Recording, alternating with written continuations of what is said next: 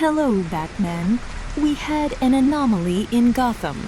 According to our scans, he is a superhero from a different universe, exceedingly durable and incredibly strong. However, his demeanor is not that of a classic superhero. Something must have gone wrong. I calculate that you want to know what type of threat level and target we are dealing with if he has gone rogue. Soliciting Superman's help may be mandatory. The rogue methodology. If Mr. Incredible went rogue, he wouldn't likely become a villain in the traditional sense of seeking world domination. Instead, he would become a hardline Judge Dredd-style vigilante who views the law as an obstacle to justice. 1. Tactical brutality. Like, share, and subscribe. Hit that notification bell and tell J Stories in the comments below what other stories you would like to see. Now back to my assessment. His physical presence would shift. No longer the jovial, barrel-chested hero with open palms, he would exhibit closed, aggressive posturing. His combat style would evolve from rescue and contain to neutralize with extreme prejudice. Having lost his family to the fallout of the soup's ban, or a specific villainous act, he would likely systematically dismantle the underworld. I do not magically know this information. I have assessed his movements and comments to street criminals before he terminated them with extreme prejudice. The intelligence gap. Without Helen's tactical mind or Edna Mode's logistical support, he would rely on raw power and intimidation. The transition from the retro-futuristic cityscape of Municiberg to the gothic, suffocating sprawl of Gotham City would represent a fundamental shift in Bob Parr's reality. Stripped of his history and fueled by the momentum of his assault on the agency, he arrives not as a savior, but as an apex predator in a city already saturated with them. Arrival and initial friction. The singularity deposits Bob in the narrow, rain-slicked alleys of the Bowery. He isn't the man who once saved kittens from trees. He is a massive, soot-stained engine of grief. His immediate instinct is to map the power structures. In Gotham, that leads him directly to the intersection of organized crime and the GCPD. Unlike the villains he is used to, who often monologue or rely on theatrical gadgets, Gotham's underworld is gritty and cynical. When a group of Black Mask's enforcers attempts to shake him down, Bob doesn't exchange quips.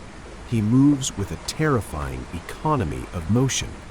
He treats human bodies like the structural weaknesses in a building, applying exactly enough pressure to collapse them. He doesn't look for a super to fight. He treats the entire city as a crime scene that needs to be cleared. It is inevitable that his scorched earth approach draws the attention of the Batman. The conflict here isn't just physical, it's a clash of methodologies. The investigation.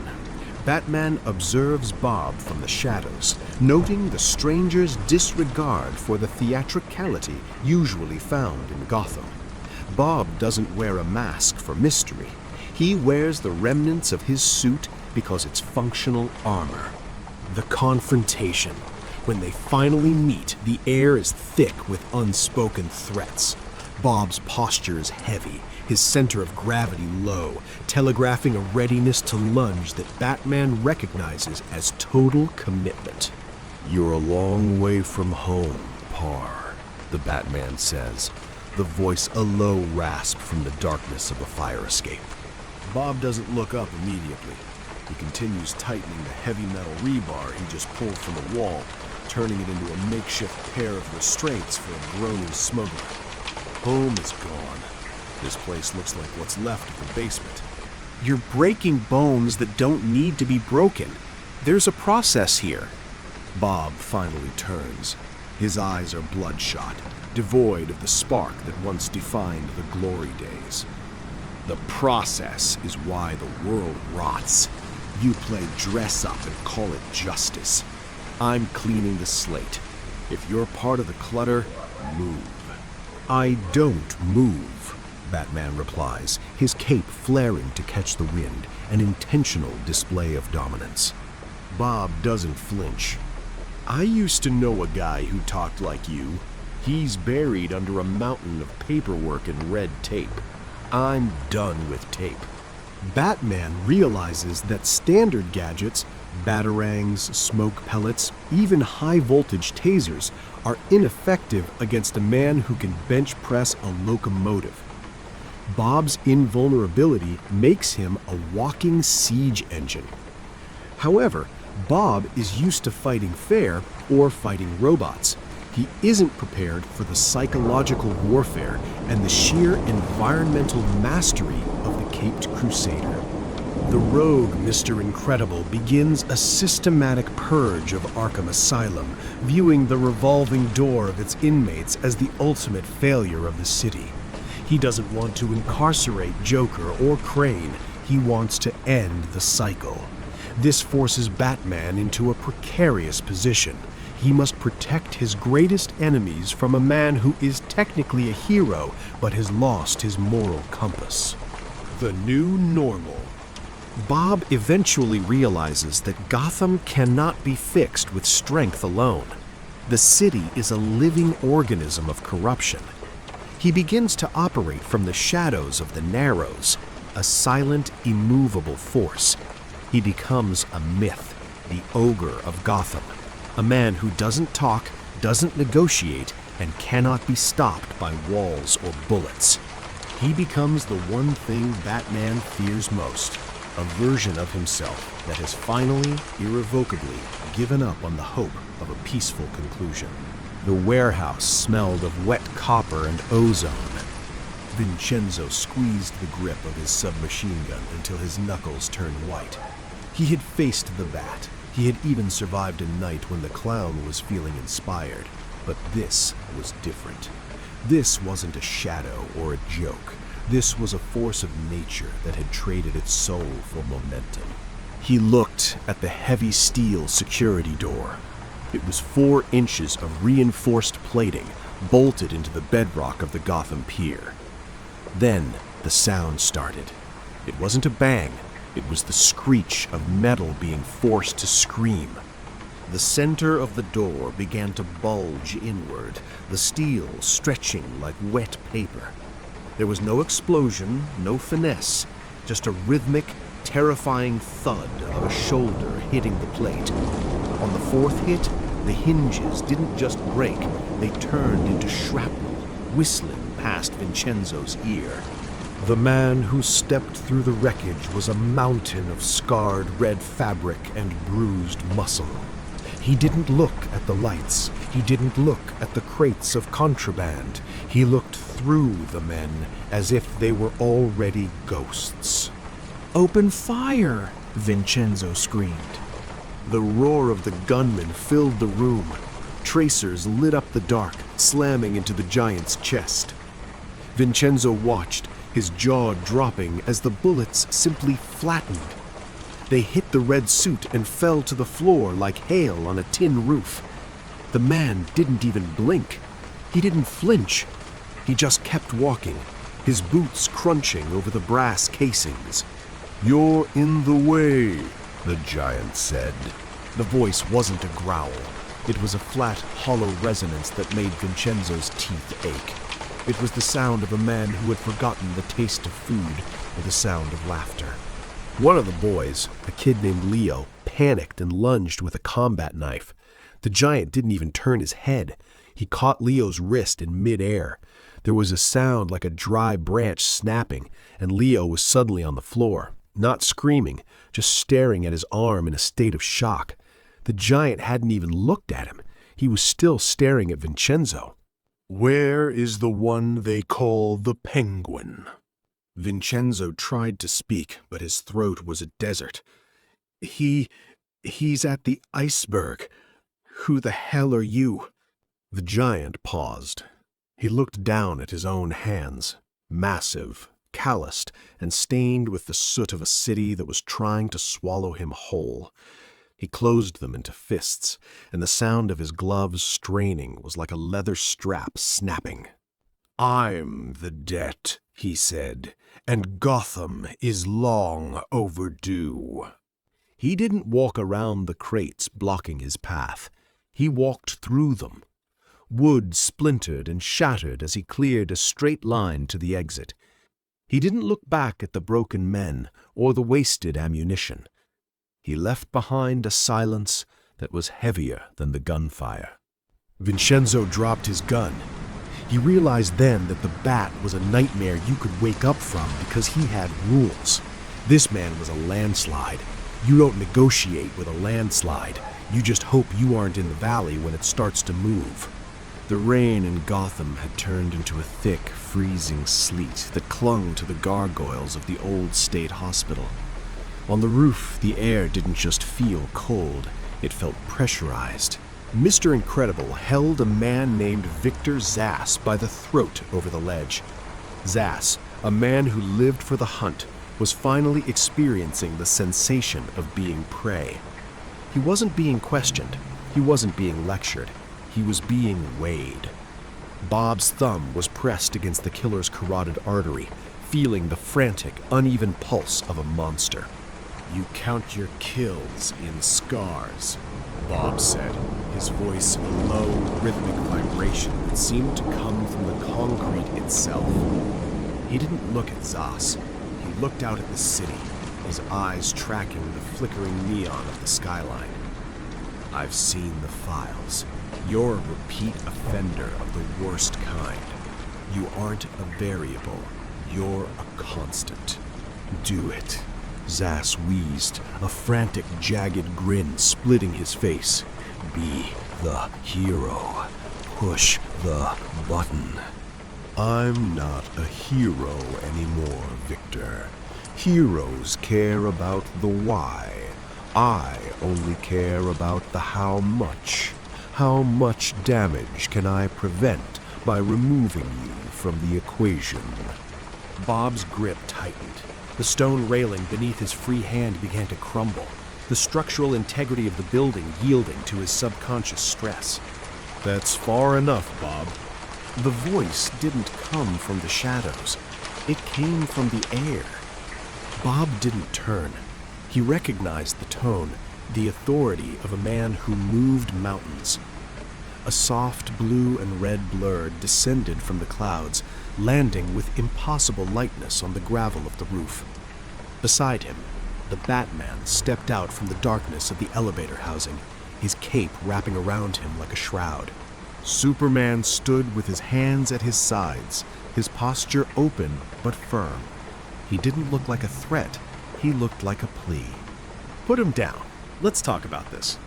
"I'm busy," Bob replied, his eyes still fixed on the horizon. "There are 4 more like him within a 6-block radius. If I stop now, the math doesn't work." "Life isn't an equation, par," Batman said, stepping forward. His boots crunched on the gravel, the only sound in the sudden stillness. "You're judging a city you don't understand." "I understand it perfectly," Bob said, finally turning his head. The red of his suit was faded, caked with the gray dust of Gotham's decay.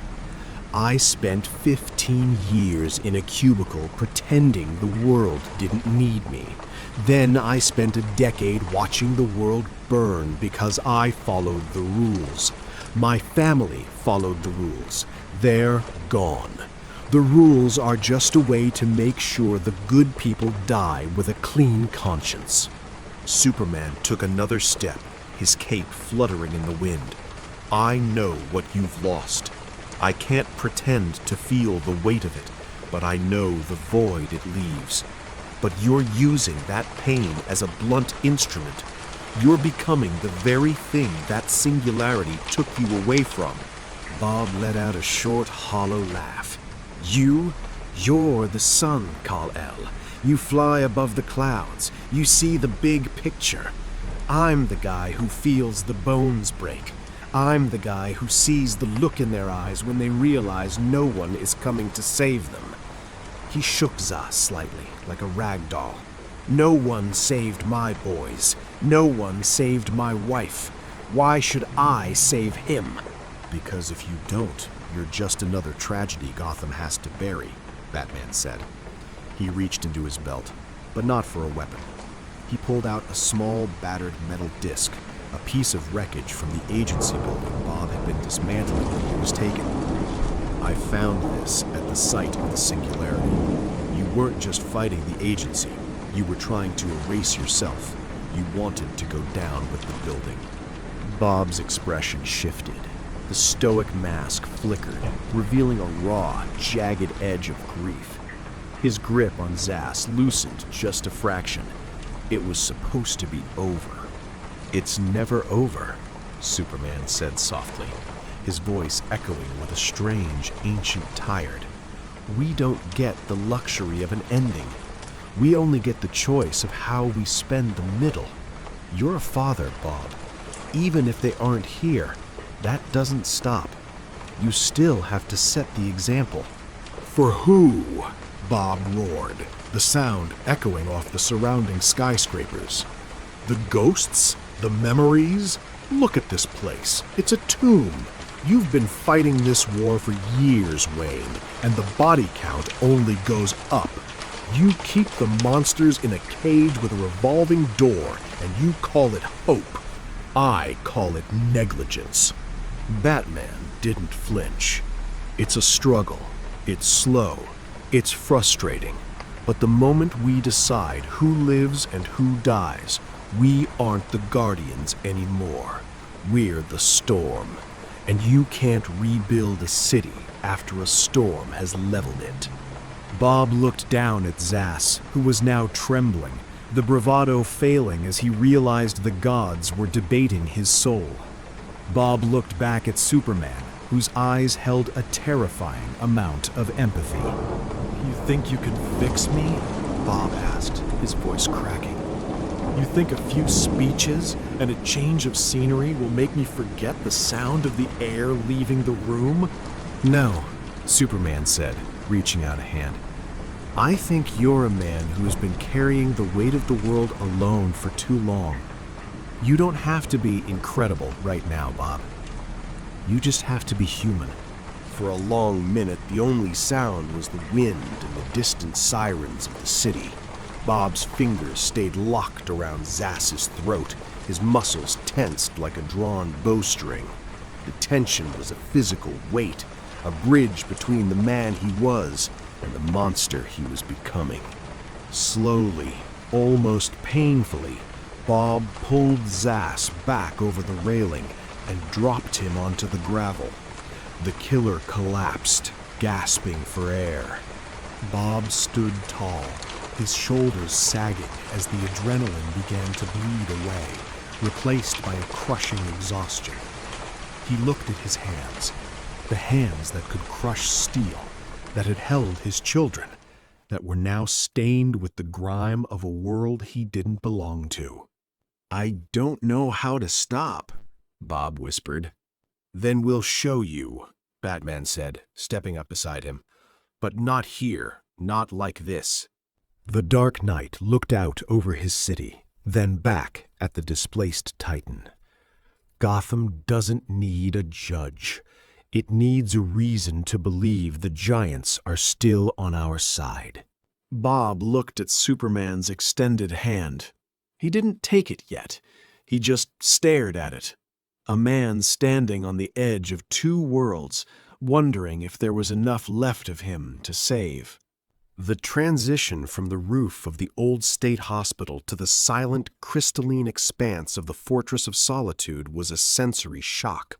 The Arctic air was thin and sharp, a stark contrast to the thick chemical smog of Gotham.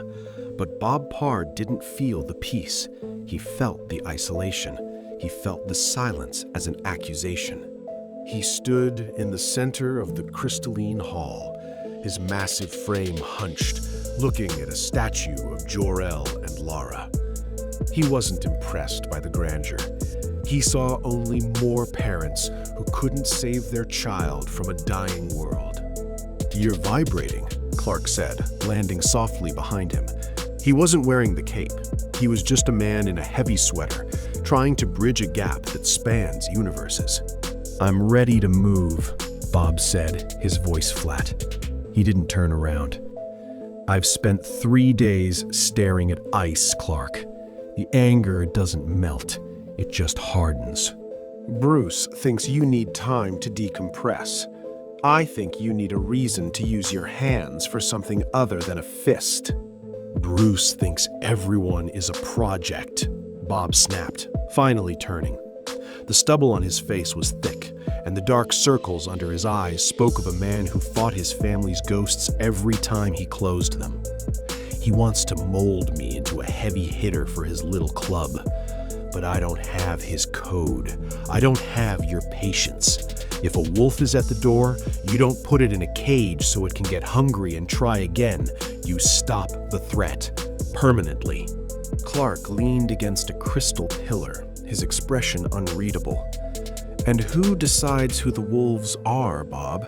Because from where I'm standing, you've spent the last month looking at the whole world like it's made of wolves." The conversation was interrupted by a low, rhythmic pulsing from the fortress's monitoring station. A holographic display shimmered into existence, projected by Batman from the watchtower. "We have a situation in the Mediterranean." Bruce's voice cut through the air, cold and clinical. "Intergang has intercepted a humanitarian relief ship. They aren't looking for the supplies. They're testing a new father-box-derived weapon. They've already executed the crew." Bob's head snapped toward the display. The thermal feed showed bodies on the deck. Static-filled audio captured the screams of the remaining volunteers. "I'm going," Bob said. It wasn't a request. "Bob, wait!" Clark started, but Bob was already moving toward the hangar, where his modified suit, now a utilitarian charcoal gray, lay waiting.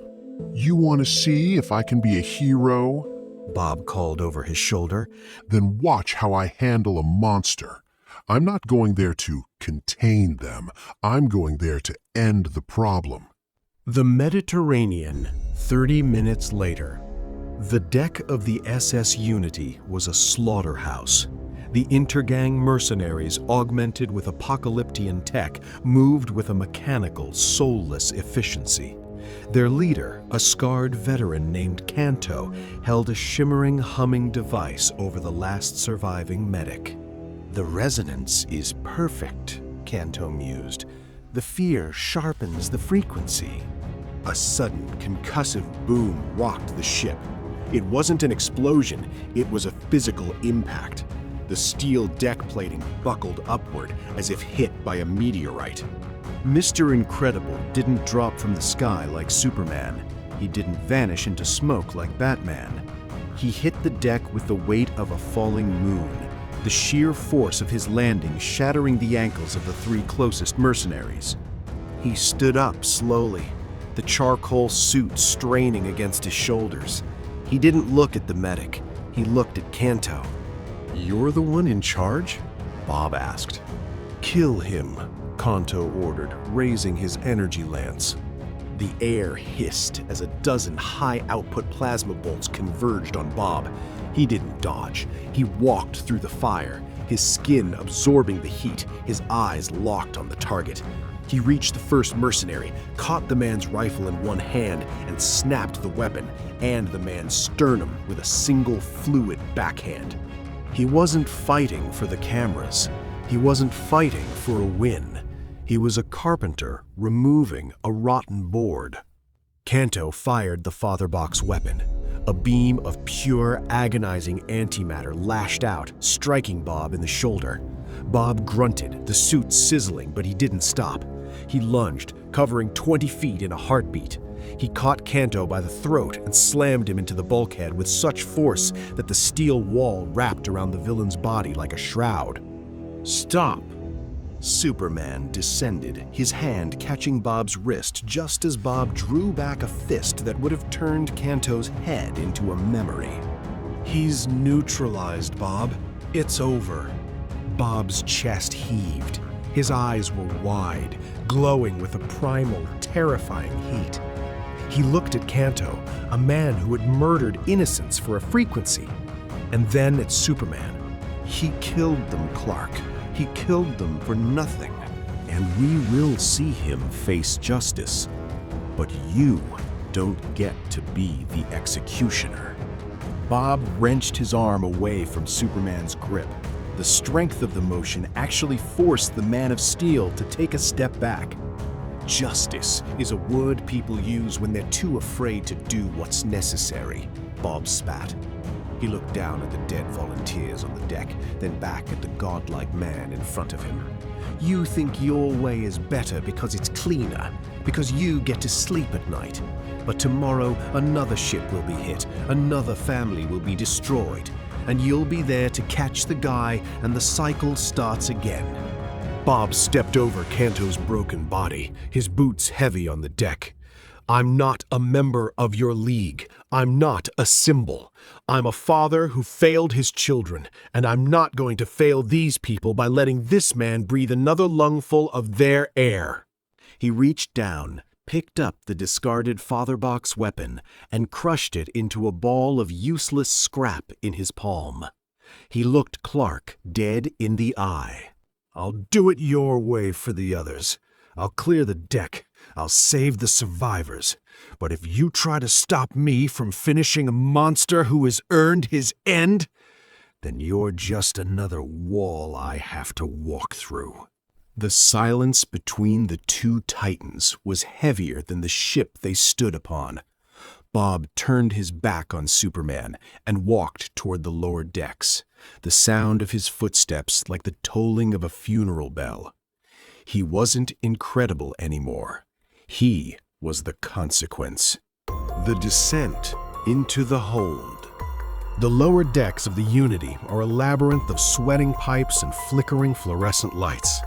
The air is thick with the smell of scorched ozone and the metallic tang of blood. Bob moves through the narrow corridors like a ghost in a machine.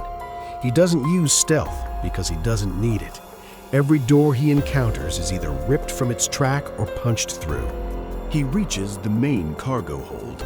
Here, the Intergang operatives aren't just guarding supplies, they are guarding a conversion chamber. They've been using the Fatherbox to process the survivors, attempting to turn human biological matter into raw energy or drone-like soldiers. Bob stops at the threshold. He sees a young man, no older than Dash would have been in a few years, strapped into a chair, his eyes wide with a terror that transcends language. "Please," the boy gasps, his voice a dry rattle. "Make it stop." Bob's vision tunnels. The red-hot core of his grief, which he had been trying to suppress under Clark's watchful eye, flares into a white-hot nova. He doesn't see a mercenary. He sees the mechanical indifference of a world that lets children scream.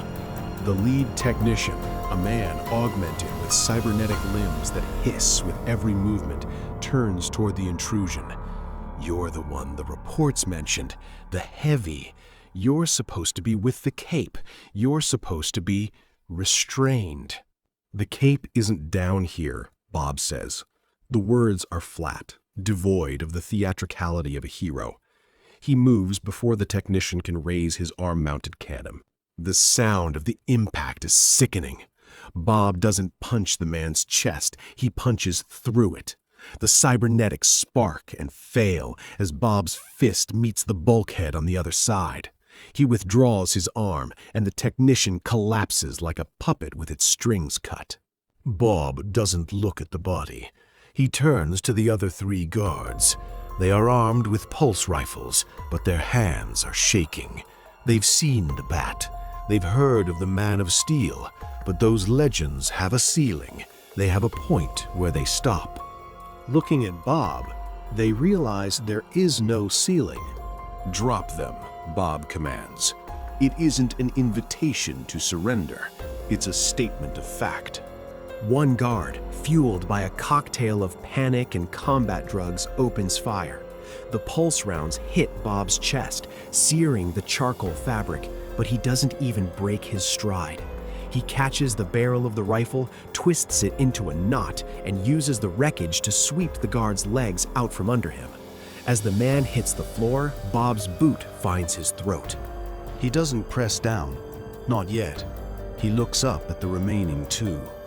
You have 5 seconds to tell me how to turn this machine off without killing the boy, Bob says.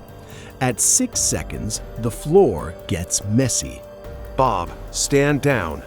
Superman bursts through the ceiling, the structural steel groaning as he descends. He sees the dead technician. He sees Bob's boot on the guard's neck. He sees the raw, jagged fury in Bob's eyes. He was going to kill the kid, Clark, Bob says, his voice a low, dangerous rumble. He doesn't move his foot. He was turning people into batteries. I'm ending it.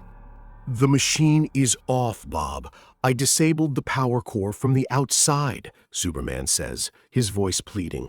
The threat is over. You don't need to do this. The threat is never over as long as they can stand up and find another gun, Bob replies. He looks down at the guard under his boot, a man who was laughing while the boy screamed only moments ago.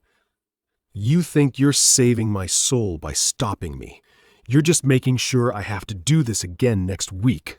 Then let it be next week, Superman says, stepping between Bob and the other cowering guards. But today, we save the boy. Today, we act like the men we claim to be. Bob stares at Clark. The silence is a battlefield. He can feel the power radiating off the Kryptonian, a warning that if Bob pushes this, the conversation will turn into a catastrophe that the ship won't survive. Slowly, Bob lifts his foot. He doesn't look relieved. He looks disgusted. You're a good man, Clark, Bob says, his voice cracking with a bitter edge. But you're a terrible soldier. You're winning the battles, but you've already lost the war because you won't let the enemy stay dead. Bob walks past Superman, heading toward the boy in the chair. He tears the restraints away with the delicacy of a man handling a Ming vase. He picks the child up, cradling him against his massive, scarred chest. "It's okay," Bob whispers, the first hint of the old Mr. Incredible flickering in his tone. "I've got you. The monsters aren't allowed to hurt you anymore." As he walks out of the hold, he doesn't look at the guards. He doesn't look at Superman. He looks only at the exit. He has decided that if the League won't do what is necessary, he will simply operate in the spaces they are too noble to enter. The Watchtower's briefing room. The atmosphere is heavy. Batman, he's drifting. The Mediterranean incident proved he's no longer looking for a way home. He's looking for a war to finish him. Superman, he needs a friend, Bruce, not a handler. I tried to reach him, but I think I remind him too much of the golden age he thinks died with his family. Batman. Then we send someone who doesn't represent the glory days. Send Johns. If he can't settle the storm in Parr's head, we have to consider the alternative. Superman. Which is? Batman. We treat him like we treat any other meta-human who refuses to acknowledge the boundary between justice and execution. Bob has retreated to a remote volcanic island in the South Pacific, a place of shifting tectonic plates and violent heat that matches his internal state. He is sitting on a blackened basalt cliff, staring at the lava flows as they hiss into the ocean. A shadow falls over him, not from a cape, but from a tall, green-skinned figure wrapped in a high-collared blue cloak. John doesn't land with a boom. He simply becomes present. The heat here is honest, John says. His voice is a calm, deep river. It doesn't pretend to be anything other than what it is. Bob doesn't look up. He's crushing a piece of volcanic glass between his thumb and forefinger, turning it into fine sand. If you're here to tell me about the dream, John, save your breath. I've seen the way your friends look at me. I'm a liability, a problem to be solved. I am not here on behalf of the League, John says, moving to sit on a nearby crag. He sits like a man who has practiced stillness for centuries.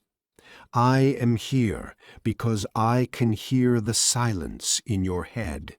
It is the same silence I lived in for decades after Mars fell. Bob finally turns his head. His eyes are hollow, shielded by a thick layer of cynicism. You lost a world. I lost a family. You had an entire race to mourn. I just have 3 empty chairs and a wife who deserved better than a husband who couldn't stop playing hero. Loss is not a competition of scale, Robert, John replies softly. The weight of one child is the weight of a world. When my daughter Kime died, I didn't want justice. I didn't even want revenge. I wanted the universe to stop spinning because it was an insult that the stars were still shining when her light was out. Bob's hand trembles. The glass sand pours through his fingers. Then you know. You know why I can't just patrol and arrest. It's a farce. It's a game played by people who still have something to go home to. I know, John says. He tilts his head, his red eyes glowing with a faint, empathetic light. And I know that the path you are on, the rogue path, is not about stopping crime. It is about punishment. You are punishing the world for being alive when they are not. Bob stands up, his massive frame looming over the Martian. And if I am, what's it to you? You're the most powerful being on the planet, or so they say. Are you here to put me in a cage? No, John says, standing as well. He reaches out not to grab Bob, but to place a hand on his shoulder. I am here to offer you what I didn't have, a choice. You can continue to be the storm, shattering everything you touch until there is nothing left but dust.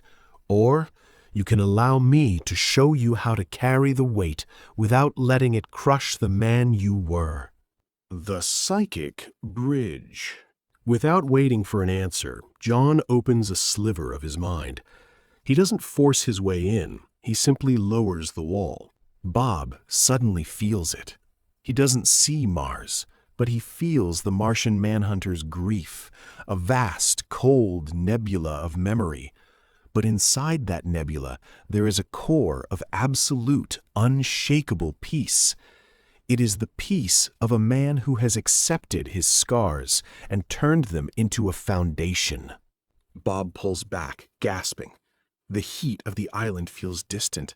How do you live with that? Every day? By realizing that my family did not die so that I could become a monument to their destruction, John says. They died as they lived, loving a man who stood for something. If you become a murderer, Bob, you are not honoring Helen. You are erasing the man she loved. Bob looks at his hands. For the first time since the singularity, the rage isn't the loudest thing in his head. It's still there, dark and heavy, but it's no longer the only thing. I don't know if I can be the man I was, Bob whispers. You cannot, John agrees. That man is gone. But the man you are now, he has a perspective the League lacks. You see the cracks they ignore. We need that. But we need the man, not the monster. Bob looks out at the ocean. The sun is setting, casting a long red shadow over the water. What happens now? Now, John says, his form beginning to shimmer as he prepares to take flight. We go back, and we define justice on your terms, within the boundaries of our humanity. Not as a god, Bob, as a father. The return to the watchtower was not a celebration. As Bob stepped off the transporter pad alongside John, the air in the embarkation chamber felt thin, filtered by the hum of 1,000 cooling fans. Batman was waiting. He didn't offer a hand or a welcome. He stood with his arms crossed, his silhouette framed by the panoramic view of the Earth rotating slowly below.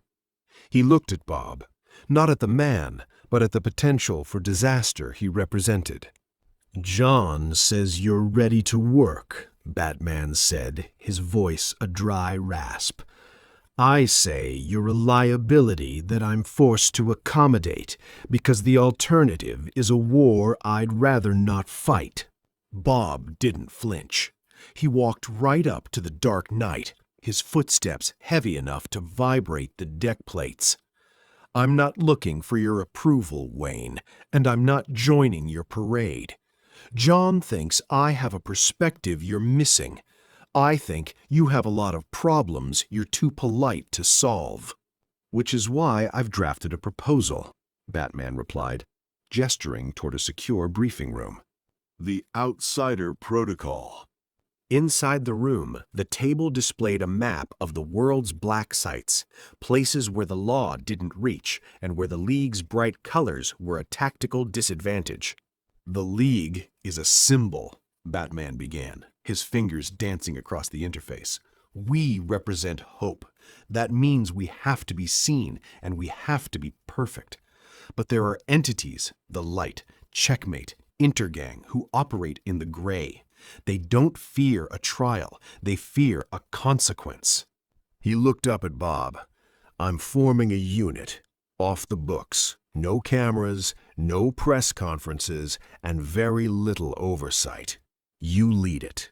Bob leaned over the table, his massive hands resting on the edge. "And the rules? Am I going to have a Boy Scout in blue flying over my shoulder every time I need to put a wool through someone's head?" "You report to me," Batman said, "and occasionally John. We give you the target. You neutralize the threat. How you do it is your discretion, up to a point. If you cross into senseless slaughter, I'll shut you down myself." Bob let out a short, grim breath. "You'll try." "The first objective, Bialya." "We start with Bialya," Batman continued, ignoring the challenge. "Queen Bee has acquired a shipment of Reach technology. She's using it to mind control political dissidents. The League can't intervene without starting a global conflict. But a rogue metahuman with a grudge? That's a localized incident." Bob looked at the data. He saw the faces of the families being torn apart in the streets of Bialya. He saw the mechanical indifference of the Hive soldiers. "I don't want a team," Bob said. "Teams have people you have to worry about, people who can get hurt." "You're not going to be a martyr, Bob," John said, appearing in the doorway. "You will have support, but it will be support that matches your intensity." Bob turned away from the screen and looked at the two most powerful tacticians on the planet.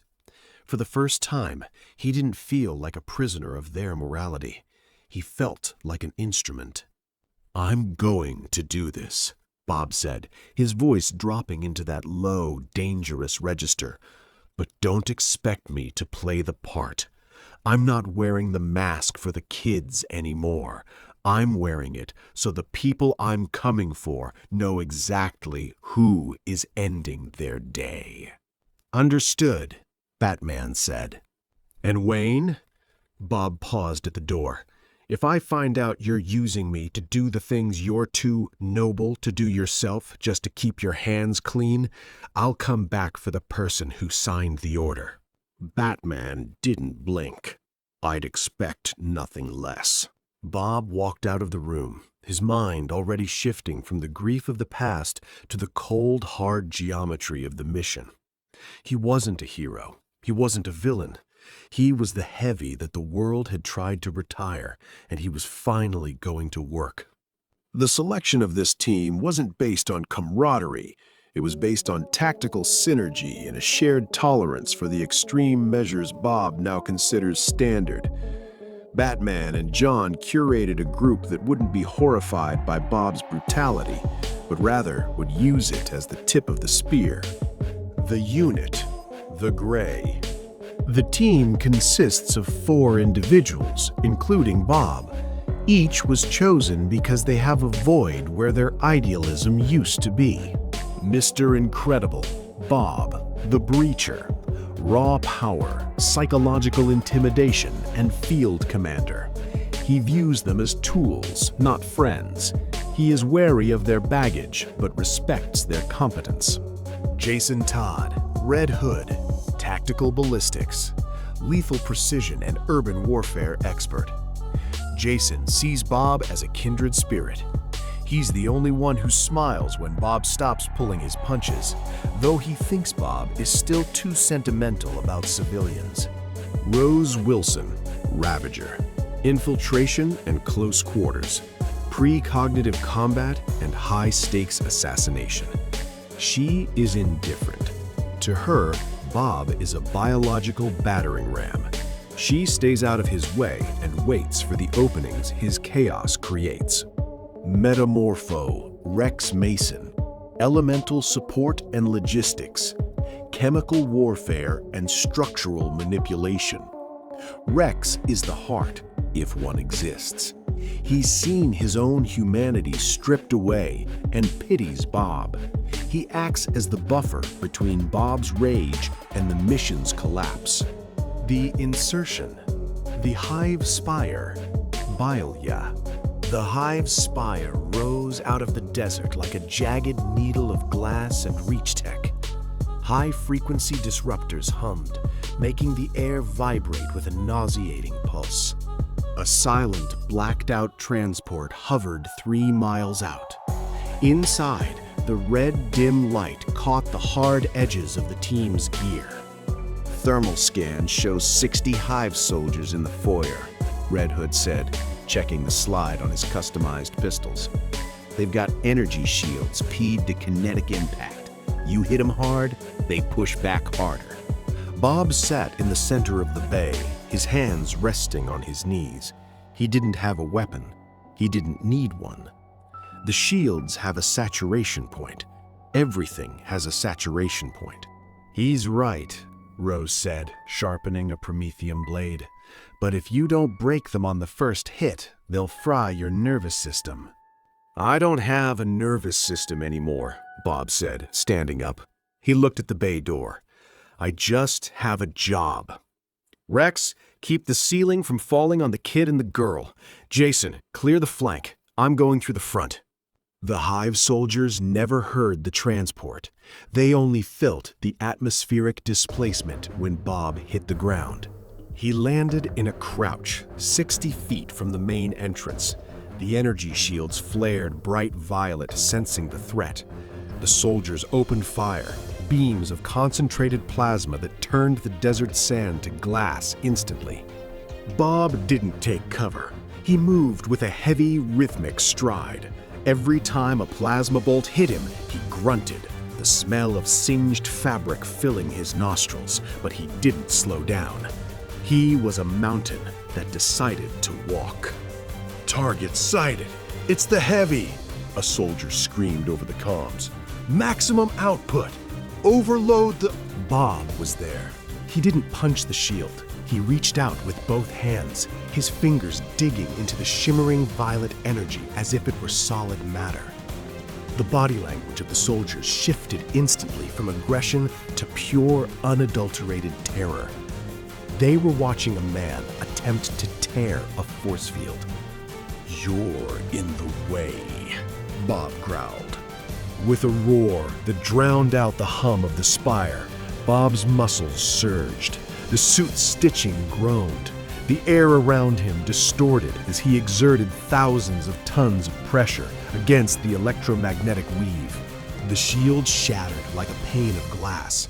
The feedback loop sent a surge of electricity back into the Hive soldiers, but Bob didn't wait for them to recover. He stepped into the foyer. He caught the first soldier by the helmet, his fingers crushing the reinforced visor. He didn't throw him. He used the soldier as a projectile, clearing a path through the next 3 lines of defense. Behind him, Jason Todd moved like a shadow, finishing the survivors with suppressed headshots. "Check your 6, big guy," Jason shouted, ducking under a spray of sparks as Metamorpho turned his arm into a cloud of sulfuric acid to melt a reinforced bulkhead. Bob didn't check his 6. He didn't need to. He knew the team was there, but his focus was the elevator bank leading to Queen Bee's throne room. A soldier charged him with a power lance. Bob didn't dodge. He caught the blade in his palm, the energy searing his skin, and pulled the soldier toward him.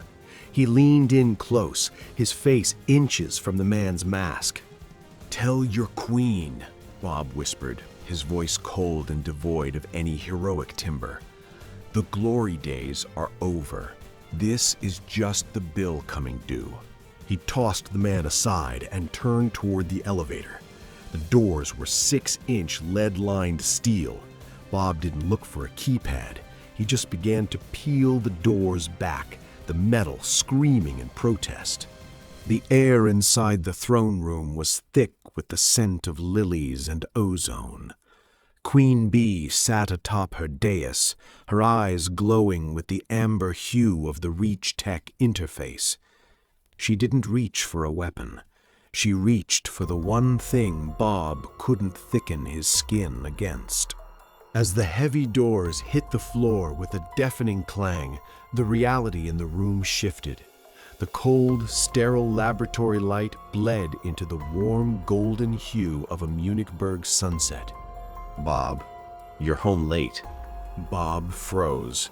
His boots, slick with the hydraulic fluid of the soldiers he'd dismantled downstairs, stopped mid-stride. Standing in the center of the room was Helen. She looked exactly as she did on their last morning, her hair slightly tousled, wearing that old flannel shirt he loved. Behind her, Dash and Violet were arguing over a comic book on a phantom sofa. "It's just a dream, Bob," the projection of Helen said, walking toward him with a heartbreakingly familiar grace. She reached out a hand. "You've been having such nightmares. Come sit down. Let's just be." For a 3-second window, the heavy vanished. Bob's shoulders slumped. The terrifying, low-gravity threat he'd become evaporated, replaced by a man who looked like he'd been hollowed out with a knife. "Helen?" he whispered, his voice cracking. Behind the illusion, Queen Bee smiled, her fingers twitching as she refined the psychic feed. She was looking for the off switch in his brain. But then Dash looked up. The projection of his son didn't laugh. He flickered. The Reach Tech couldn't perfectly replicate the boy's kinetic energy. It was a static image, a puppet. And in that flicker, Bob saw the truth. His grief was being used as a tactical advantage. The transition wasn't gradual. It was a detonation. The body language of the man shifted from broken father to cosmic horror. He didn't scream. He didn't roar. He made a sound like a tectonic plate snapping.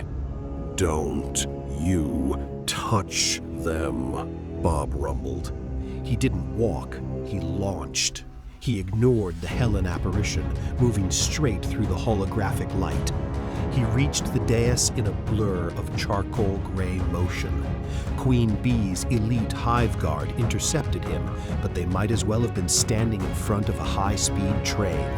Bob caught the first guard by the waist and literally tore the man in two, using the upper torso as a club to cave in the chest of the second. There was no heroic restraint. There was only the calculated, hyper-violent removal of obstacles. He reached Queen Bee. She tried to intensify the image, making the children scream for him to stop, but Bob grabbed her by the face. His massive fingers dug into the cybernetic ports behind her ears. "You thought this would make me weak?" Bob's voice was a jagged rasp against her ear. "It just reminded me why I have nothing left to lose. He slammed her into the throne, the impact shattering the Reach Tech interface and sending a feedback loop of white-hot agony through her nervous system. He didn't kill her instantly. He systematically began to dismantle the throne room with her in his grip, using her body to break the very technology she had used to violate his mind. Outside the throne room, the rest of the Grey stood amidst the wreckage of the hallway. They could hear the sound of the throne room being turned into a scrapyard. Red Hood, Jason Todd. He stood by the door, his pistols lowered. He listened to the wet thuds and the screaming metal. He'd seen a lot of rage, but this was different. This was a man trying to kill a memory by breaking the world around it. "We should go in," Jason muttered, his voice uncharacteristically quiet. "He's gonna level the whole spire with us inside." Ravager, Rose Wilson. She wiped a splash of blood from her cheek, her precognitive senses haywire from the sheer output of Bob's adrenaline. "Leave him. If you step in there now, he won't see Red Hood. He'll just see another target." Metamorpho, Rex Mason, shifted his arm from a blade back into a translucent gas, drifting toward the door. He's losing the mission. Batman wanted the intel. Bob is currently turning the intel into a fine paste. Rex was the only one brave or desperate enough to enter. He shifted into a heavy, inert lead fog, coating the room to dampen the vibrations and the flying debris. "Bob, it's over. She's done." Rex's voice echoed through the leaden mist. Bob stood over the remains of Queen Bee. She was alive, barely, unrecognizable beneath the wreckage of her own throne. Bob's suit was shredded, his knuckles white and dripping. He was staring at the spot where the projection of Helen had stood. He turned to Rex. His eyes weren't red with rage anymore, they were just empty. The adrenaline had burned out, leaving nothing but the ash of his trauma. "She used them, Rex," Bob said. The mask of the warrior had slipped, revealing the raw, unhealed wound of the father. "She used my kids." "I know," Rex said softly, turning a hand into a solid grounding weight on Bob's shoulder. "But they're still yours. She couldn't take that. She just showed you a movie.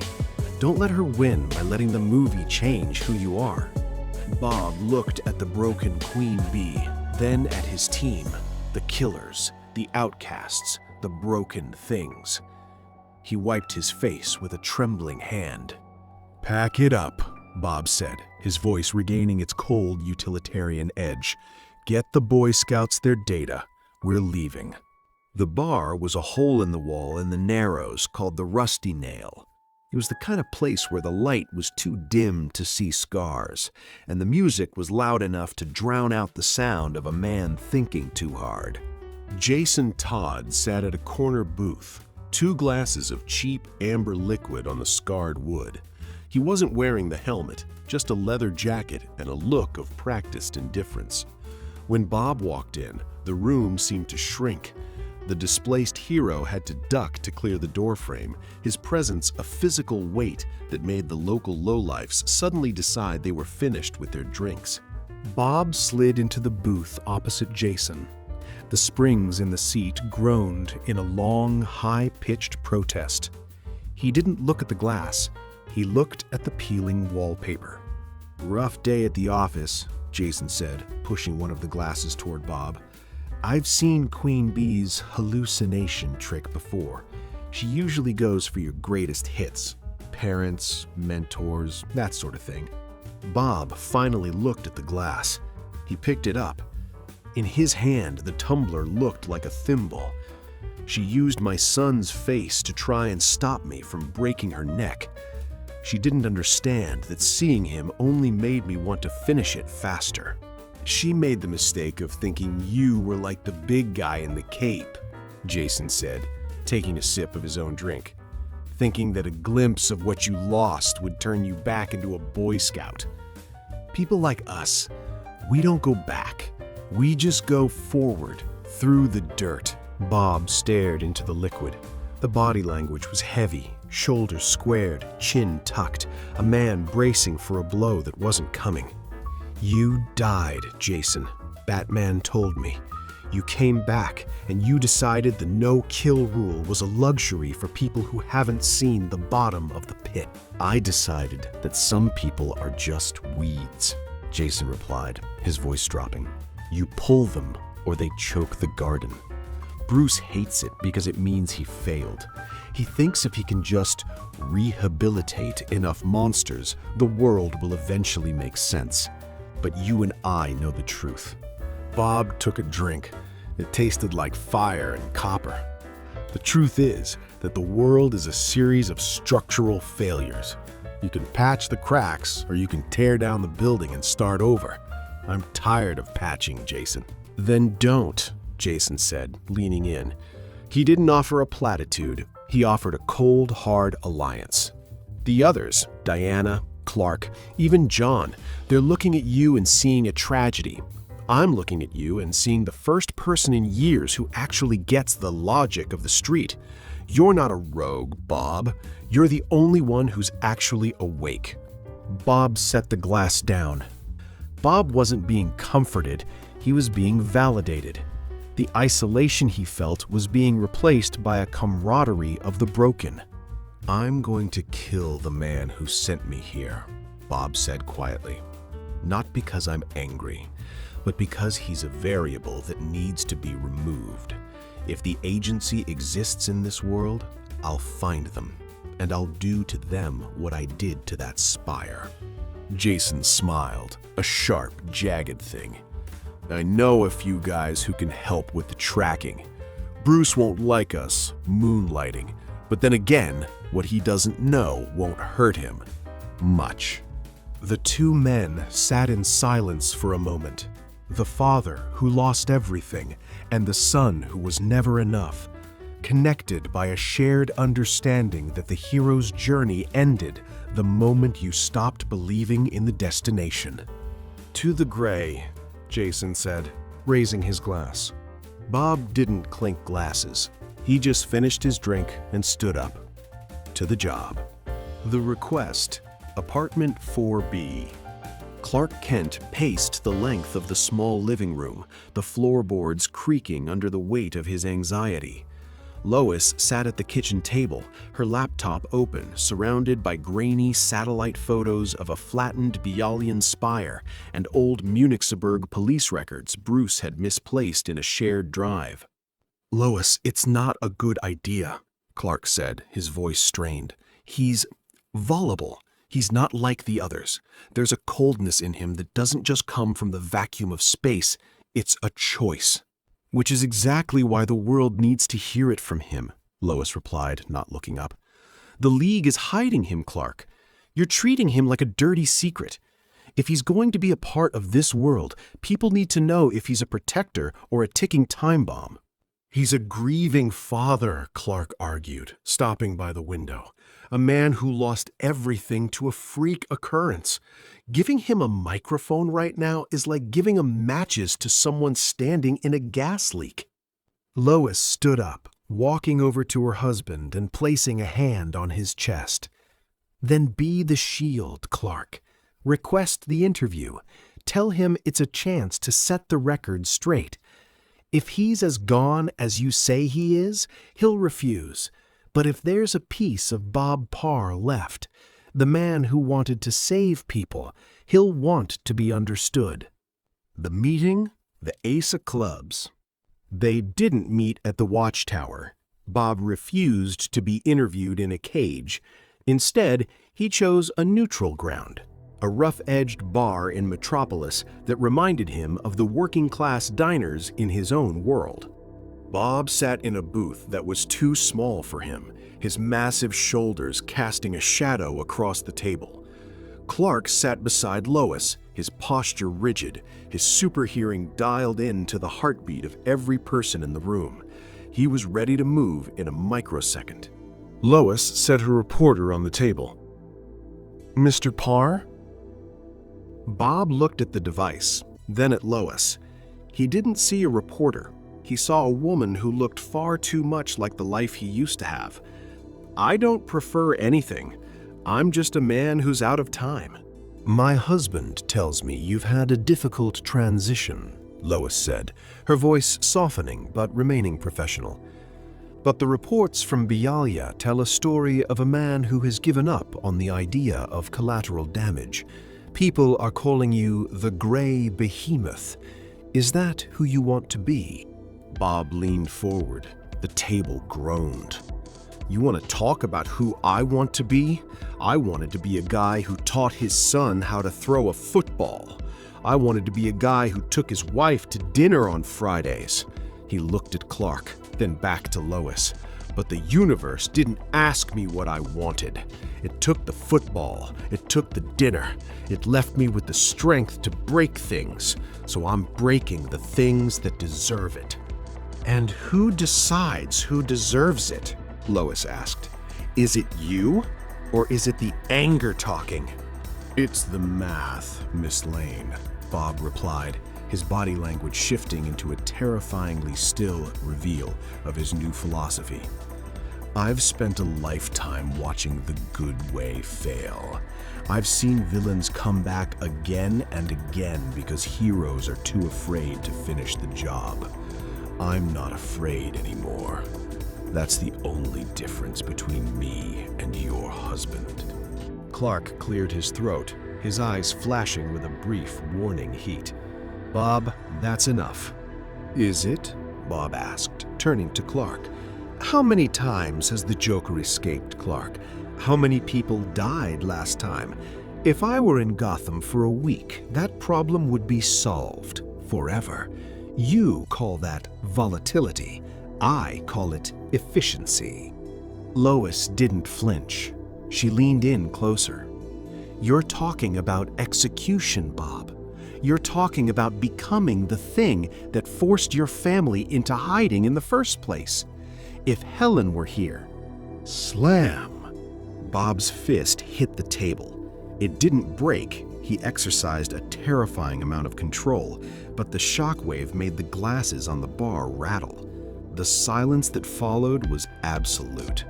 Don't, Bob whispered. The crafting dynamic here was sharp, a warning edge that even Clark couldn't ignore. Don't use her name to try and shame me into being a coward. She died because we were heroes. She died because we followed the rules of a world that didn't deserve her. I'm done with the rules. He stood up, his head nearly brushing the ceiling fans. He looked at Lois with a profound, soul-deep exhaustion. Print what you want, Miss Lane. Tell the world I'm a monster. It won't stop me. In fact, it might make the bad guys run a little faster when they see me coming. He turned and walked out, the heavy thump of his boots echoing like a drum beat. As Bob turned to leave, his hand on the doorframe, Lois spoke. It wasn't the sharp, inquisitive voice of a reporter. It was the voice of a mother who had looked into the abyss herself. Bob. He stopped, his back a vast, tense landscape of muscle and grief. I didn't ask you here to judge your tactics, Lois said quietly. I asked because I wanted to know about Dash. I wanted to know if he really was as fast as they say. The tension in Bob's shoulders didn't just break, it evaporated. He turned back slowly. The body language was no longer aggressive. It was heavy with the weight of a memory he hadn't shared with anyone in this universe. He sat back down, the chair creaking under his weight. Clark stayed silent, realizing that Lois had found a frequency he couldn't reach. He was faster, Bob whispered. He was so fast, he'd finish his homework before he even sat down. He used to put thumbtacks on his teacher's chair and be back in his seat before the guy could blink. He had this spark. He thought the world was a playground. Lois leaned in, her eyes soft. And Violet? I heard she could disappear. Bob managed a ghost of a smile, a fleeting, painful thing. She was shy. She used the invisibility to hide from the world until she realized she could use it to protect it. She was becoming a leader. She was the one who kept the boys in line. And Helen, Lois prompted gently. The woman who held it all together. Bob's gaze dropped to his hands, hands that could stop a train but couldn't hold on to his world. She was the smartest person I ever knew. She knew the glory days were a trap long before I did. She just wanted us to be a family. She'd look at me after a long day of pretending to be a civilian, and she'd just know. She'd say, "It's okay to be Bob today." Here, to Lois, Bob shifted from a rogue hero to a displaced father. For a moment, the room didn't contain a meta-human threat. It contained a man who was desperately lonely. "I'm not making peace with the dark, Miss Lane," Bob said, his voice thick. "I'm just trying to make sure the silence doesn't get any louder. Every time I let a monster go, I feel like I'm betraying them, like I'm saying their lives didn't matter enough to stop the next one." Lois reached across the table, and for the first time, Bob didn't flinch when someone touched him. She placed her hand over his massive, calloused knuckles. "They mattered," Lois said firmly. "But Bob, you're carrying them like a burden. They weren't a burden. They were your light. If you turn into a shadow to honor them, you're losing them all over again." Clark watched them, a profound sense of humility washing over him. He had been trying to fix Bob's behavior, while Lois was trying to see Bob's soul. When the meeting finally ended, Bob didn't stomp out. He walked out with a measured, somber grace. He looked at the sunset over Metropolis, and for the first time, he didn't see a target. He saw a world that looked a little bit like the one Helen would have wanted to protect. Lois watched him go, then turned to Clark. She didn't open her laptop. "You're not going to write the gray behemoth story, are you?" Clark asked softly. "No," Lois said, her eyes following Bob's silhouette. "I'm going to write about the man from Munichsburg. I'm going to tell people that there's a father in our city who is carrying a weight we can't imagine. And maybe if the world sees him as a man instead of a weapon, he'll start to believe it himself." The article didn't just trend, it resonated. Lois Lane's piece, "The Weight of a World Left Behind," stripped away the gray behemoth myth and replaced it with the image of a man sitting in a diner booth missing his children. It humanized the destruction in Bialya not as the work of a monster, but as the desperate, misguided lashing out of a man who had forgotten how to be Bob. A few nights later, Bob was walking through a quiet park in a middle-class neighborhood on the outskirts of Metropolis. He wasn't on duty, he was just walking. The silence wasn't as heavy as it usually was. Near a darkened playground, he saw a woman struggling with a stalled car on the shoulder of the road. A young girl, maybe 6 years old, sat on the curb, hugging a stuffed rabbit and watching the flickering streetlights with wide, anxious eyes. Bob stopped. His instinct was to keep moving, to stay in the shadows where it was safe, but he saw the way the woman's shoulders were shaking. It wasn't just frustration, it was the bone-deep exhaustion of someone trying to hold a life together with 2 hands and not enough help. He stepped into the light. The woman gasped, clutching her keys. She recognized the massive frame from the grainy photos in the news. "I'm not here to hurt you," Bob said, his voice reaching for that old, gentle resonance he used to have when he was a local hero. "Just looks like you've got a seized alternator." The woman, Sarah, took a shaky breath. I know who you are. The article. My daughter and I read it." "Then you know I'm a mess," Bob said, moving toward the car. He didn't use a jack. He simply placed one hand under the frame and lifted the front end 6 inches off the ground to inspect the belt.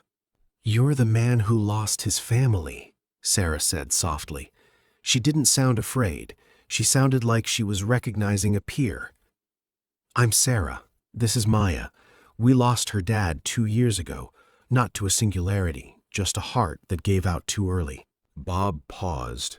The car held effortlessly in the air. He looked at Maya, who was now standing up, looking at him with awe. "I'm sorry," Bob said, and he meant it. For the first time, it wasn't about the math or the efficiency. It was just empathy.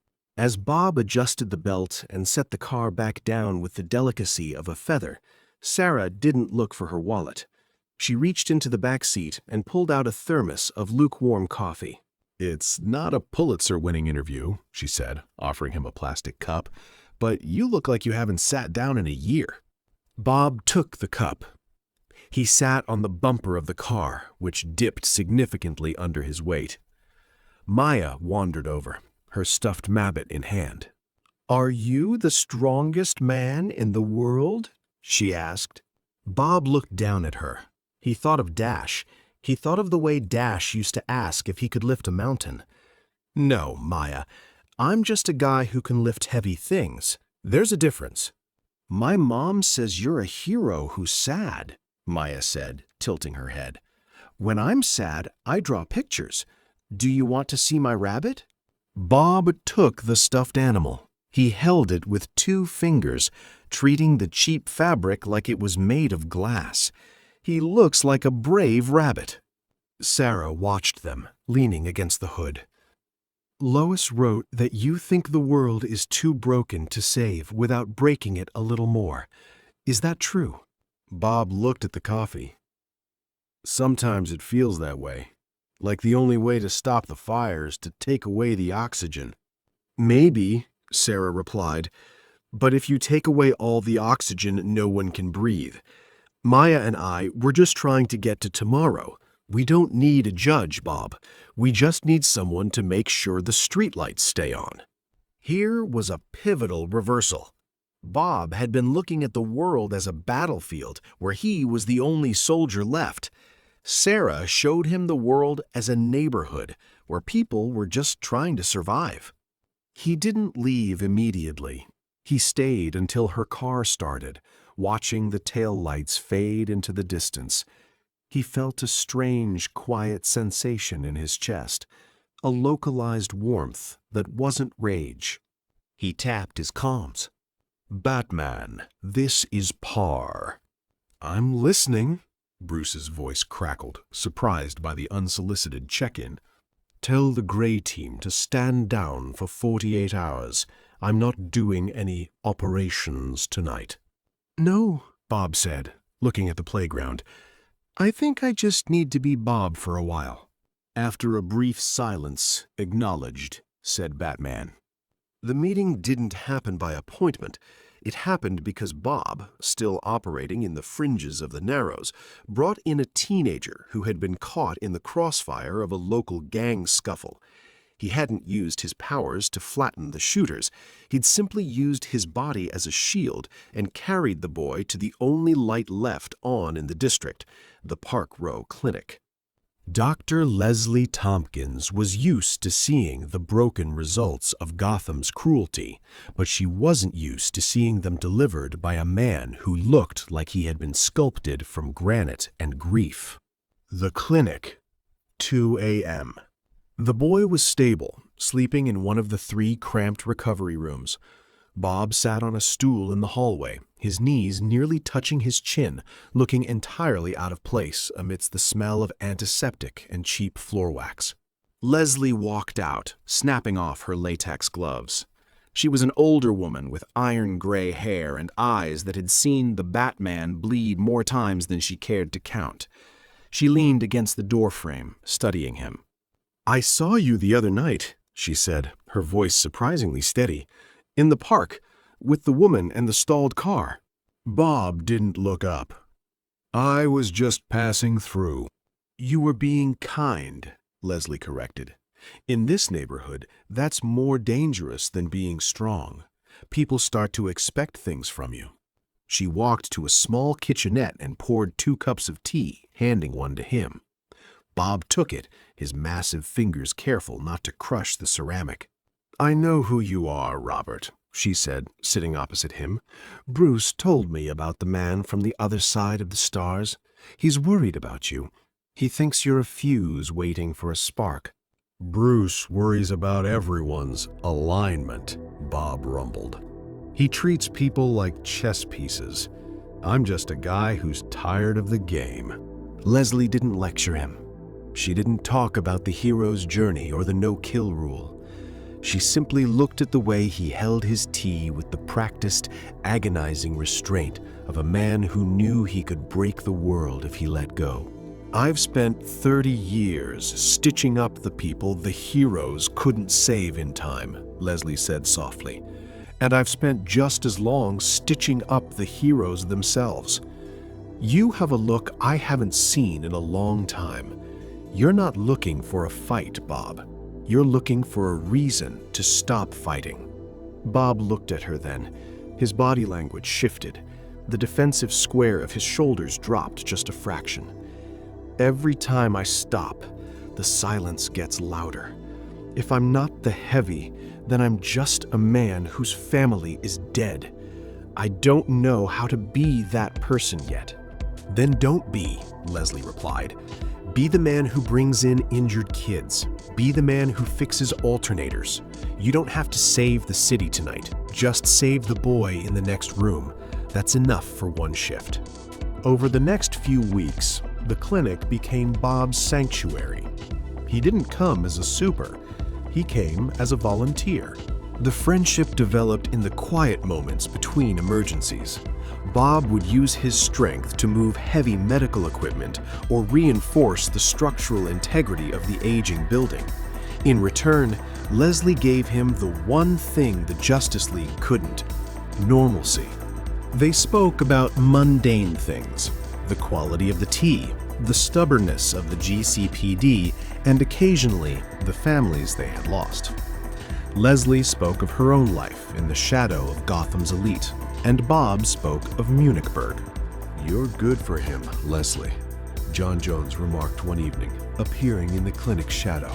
"I'm not good for him, John," Leslie snapped, not looking up from her charts. "I'm just the only person in this city who isn't asking him to be a symbol. He's a man. Let him be a man for 5 minutes." Bob, standing in the back room repairing a broken radiator, heard them. He didn't join the conversation. He just went back to his work. The rhythmic clink of his wrench against the pipe, a far more comforting sound than the roar of a plasma cannon. For the first time since the Singularity, Bob Parr felt like he wasn't just a weapon being stored in a hangar. He was a person with a destination. The transition in Bob's life moved with the slow, heavy crawl of a glacier. He began to spend his nights not in the cold vacuum of the watchtower, but in the dim, amber-lit hallways of the Park Row Clinic.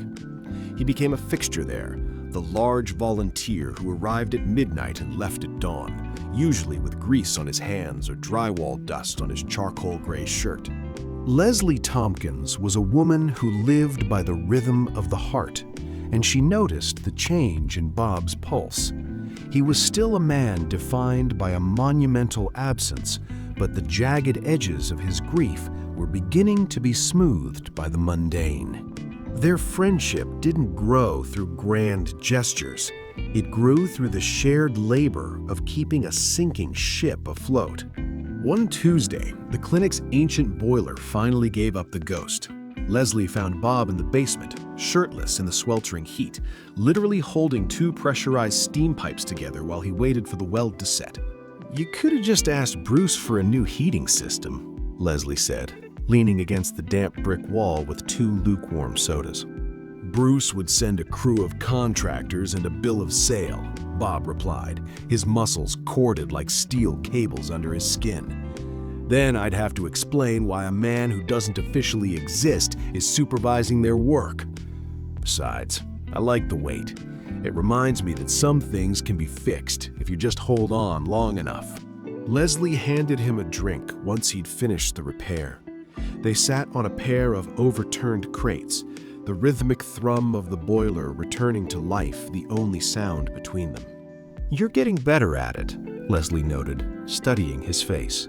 At what? Existing in the present.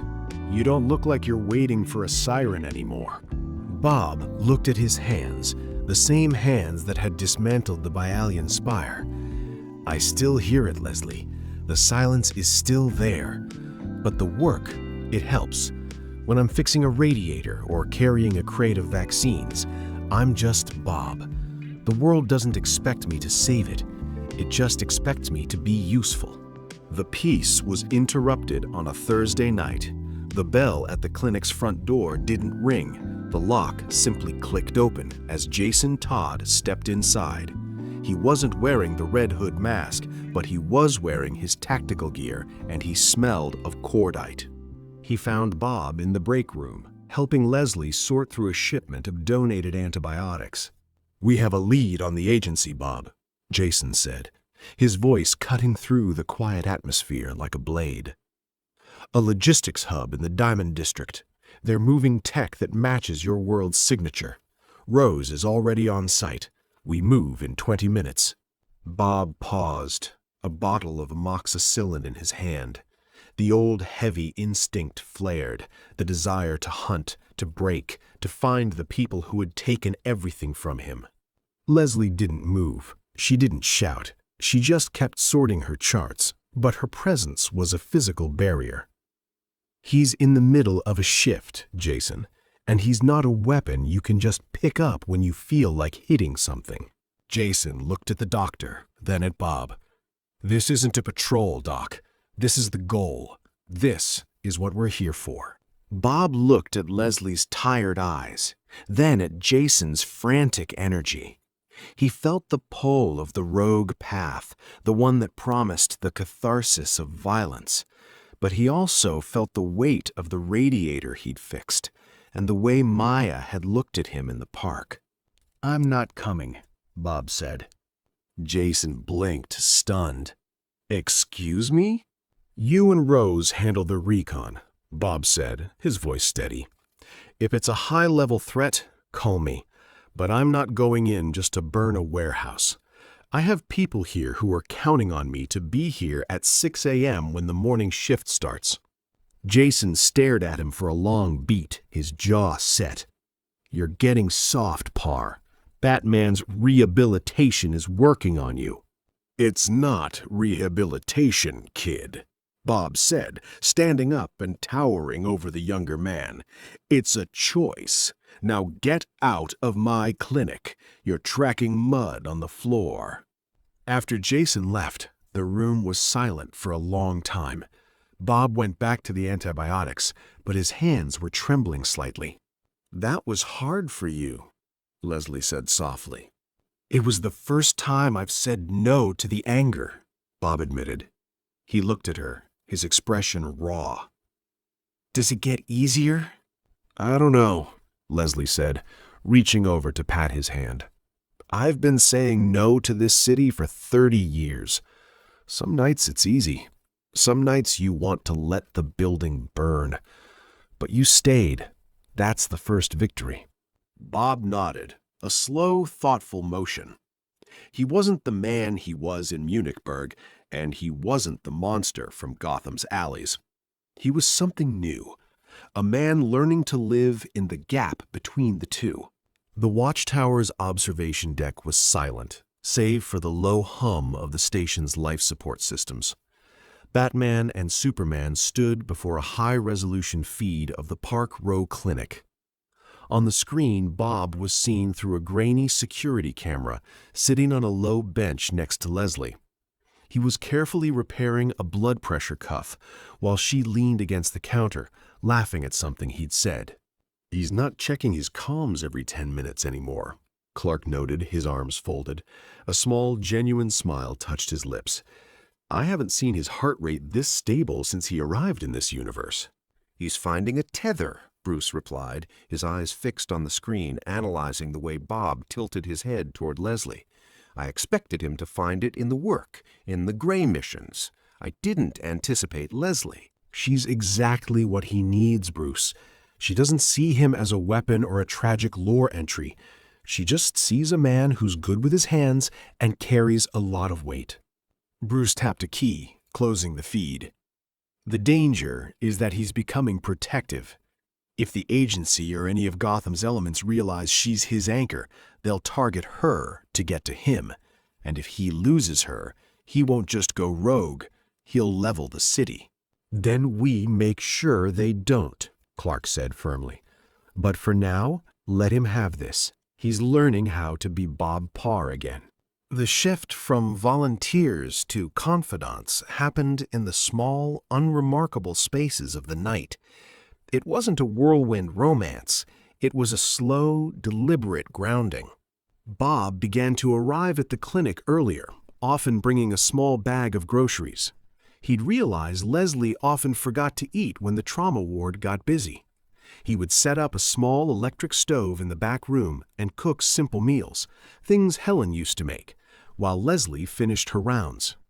One rainy Tuesday, the clinic was finally empty of patients. The scent of rain on hot asphalt drifted through the open windows. Bob was sitting in the small office, his massive frame dwarfing the desk as he helped Leslie with the mounting paperwork of the uninsured. "You're hovering, Bob," Leslie said, looking up from her ledger. "The neighborhood's been restless," Bob said, his voice a low rumble. "Two more gray sightings near the docks. I don't like you walking to your apartment alone." "I've been walking these streets since before you were a glint in J. Story's eye," she teased, though her expression softened. She reached out and placed her hand over his. This time, he didn't just accept the touch. He turned his hand over, his thumb tracing the lines of her palm. "I can't lose another one, Leslie," he whispered. It was the first time he'd said it out loud, the core of his fear. "I'm not a hero here. I'm just a man who can't stand the thought of a world without your light in it." Leslie stood up and walked around the desk. She didn't pull him into a dramatic embrace. She simply leaned her head against his massive shoulder, feeling the steady, rhythmic beat of his heart. "Then don't be a hero," she said. "Just be the man who stays. That's the bravest thing you can do for me." The protective instinct. Their relationship became a silent contract. Bob became the shadow of the Park Row Clinic. He was no longer just a volunteer, he was its guardian. When a group of Falcone's low-level enforcers tried to push their way into the clinic to find a rival, they didn't find a tired doctor. They found a man standing in the doorway who didn't even raise his fists. He simply stood there, his presence so immense and his gaze so devoid of fear that the lead enforcer felt the sudden primal urge to be anywhere else. "The doctor is busy," Bob said. He didn't move. He didn't threaten. He just existed. They left without a word. Later that night, as Bob and Leslie shared a quiet meal of soup and bread in the back room, the air felt different. It wasn't the frantic, tragic air of the glory days. It was the steady, sustainable heat of a fire that was finally under control. "You're staying for the morning shift?" Leslie asked, her eyes searching his. Bob reached across the table, his hand covering hers. "I'm staying for all the shifts, Leslie, as long as you'll have me." The rogue who had fallen through a singularity was gone. In his place was a man who had found a reason to keep the streetlights on, not for the math and not for the efficiency, but for the woman who had reminded him that even in Gotham there is a place for a man who is simply, incredibly human. The day off wasn't Bob's idea. Leslie had insisted they leave the cramped, antiseptic confines of the clinic for the wide, open spaces of the metropolis coastline. She knew that the architecture of Gotham, all those narrow alleys and suffocating shadows, was only helping Bob keep his grief tightly wound. He needed a horizon. They sat on a secluded stretch of beach far from the boardwalk. The Atlantic stretched out before them, a vast, indifferent blue that reminded Bob of the void between worlds. For hours they sat in a companionable silence, the only sound the rhythmic crash of the surf. The breaking point. It started with something small. A young family was flying a kite a few hundred yards down the beach. The father was laughing, struggling to keep the string taut, while the mother chased a toddler who was weaving toward the water. Bob watched them, his hands buried deep in the sand. His knuckles were white. "She used to complain about the sand in the car," Bob said. His voice was so low it was almost lost to the wind. "Helen. She'd spend 20 minutes shaking out the floor mats, and the next day it would be back. She hated the mess, but she loved the noise. She loved that they were loud enough to be heard over the waves." Leslie didn't say anything. She just moved closer, her shoulder resting against his arm, a steady anchor in the shifting sand. "I didn't just lose her, Leslie." Bob's voice hitched, a jagged, terrifying sound. "I lost the person who knew who I was when I wasn't being him. Without her, I'm just the guy who breaks things. I don't know how to be a person alone. I never had to be." The first tear was thick, rolling down his weathered cheek like a drop of heavy oil. Then the dam didn't just leak, it burst. Bob leaned forward, his massive forehead resting on his knees, his shoulders heaving with the weight of 5 years of suppressed agony. He didn't cry like a hero. He cried like a man who had been holding up a falling building for too long and finally let go. "I couldn't save them," he choked out, the words muffled by his arms. "I'm supposed to be the strongest. I'm supposed to be the one who stands between them and the world. And I watched the light go out. I can still feel the air leaving the room. I can still hear the way she called my name at the end. Not for help, just saying goodbye." He turned his face toward the sand, his body shaking with a violent, primal grief. The body language was total, a collapse of the physical and emotional self. The man who could stop a locomotive was currently unable to lift his own head. Leslie didn't try to stop the crying. She didn't offer platitudes about moving on or time healing all wounds. She did the only thing that matters in that moment. She stayed. She wrapped her arms as far around his massive shoulders as she could, pressing her face against the rough fabric of his jacket. She let him weep until the sand beneath him was damp. She held him through the tremors, her presence a silent, unshakable testament that he didn't have to carry the void alone. "It's okay, Bob," she whispered into the salt-thick air. "Let it all go. You don't have to be the pillar today. The world isn't going to fall. I've got you." The release lasted for what felt like hours. When Bob finally sat up, his eyes were red and his face was lined with exhaustion, but the terrifying, pressurized tension in his chest had finally ebbed. He looked at Leslie, really looked at her, and saw the salt spray on her hair and the quiet, fierce love in her eyes. "I loved her so much," he said, the words no longer a roar or a groan, but a simple, devastating truth. "I know," Leslie replied, reaching up to wipe a stray tear from his cheek. "And she loved you enough to want you to find a way to breathe again. Not as a hero, just as Bob." Bob took a long, deep breath, the first one in years that didn't feel like it was filtered through ash. He reached out and took Leslie's hand, his grip gentle, finding a new kind of strength in the softness of her palm. In the sterile, blue-tinted light of the watchtower's monitor room, the silence was broken only by the data scrolling across the screens. Bruce sat at the console, his cowl pushed back, his eyes fixed on a biometric readout that had been flagged by the station's AI. Clark hovered just behind him, drifting an inch off the floor. He didn't need the screens to know what was happening. He had been monitoring the shift in the air since Bob and Leslie returned from Metropolis. The observation.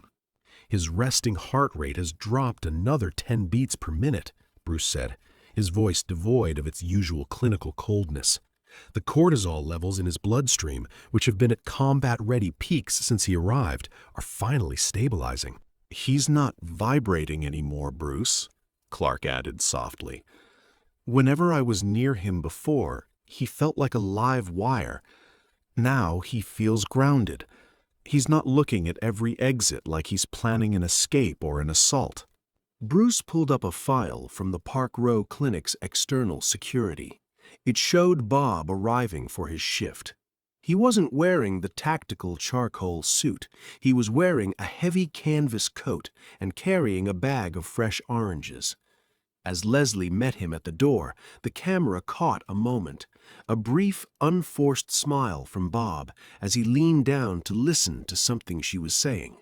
The Gray Protocol was designed to give him a vent for his rage, Bruce admitted, tapping a stylus against the desk. I thought if we gave him the monsters, he'd burn out the grief. I was wrong. He didn't need a war. He needed a reason to stop fighting one. Clark landed, his boots clicking softly on the metal floor. So what does this mean for the agency investigation, for Jason and Rose? Are you going to tell him?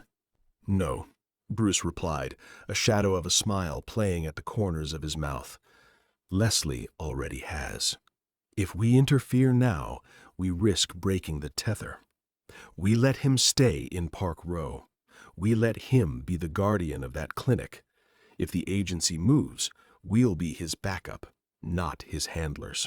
Clark looked back at the screen, at the image of the man who had lost a universe and found a home in the most broken neighborhood of another. You know, Clark mused, he used to talk about the glory days like they were something he could only find in a cape. I think he's finally realizing that the glory wasn't in the powers, it was in the person he was coming home to. Bruce nodded slowly.